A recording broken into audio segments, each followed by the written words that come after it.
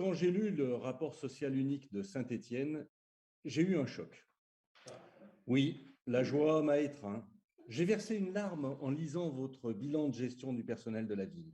L'espace d'une lecture, j'ai cru qu'on était une nouvelle fois les meilleurs du monde.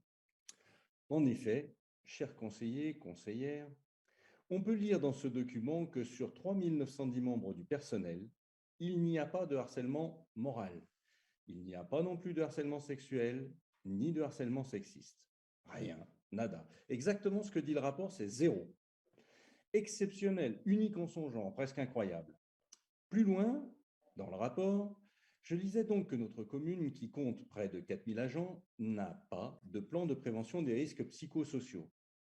Là, je me suis demandé si ce n'était pas la solution, comme un thermomètre que vous auriez cassé.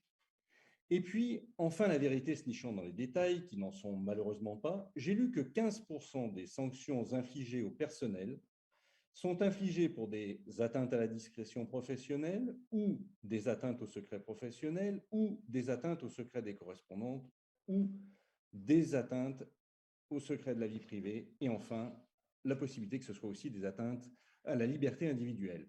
Là, cela m'a clairement mis un doute sur la sincérité de votre rapport. Monsieur le maire, chers collègues, certes, nul n'est parfait. Je vous demande de respecter la réalité des chiffres dans vos rapports, puisque si d'un côté il y a 15%, il ne peut pas y avoir 0% de l'autre côté. Donc, je vous demande de respecter cette réalité et surtout, nous vous proposons d'agir, et car la meilleure des solutions, c'est la prévention. Cette bataille se gagnera entre autres par des formations du personnel, par des formations des élus et entre autres par un plan de prévention des risques psychosociaux. Je vous remercie.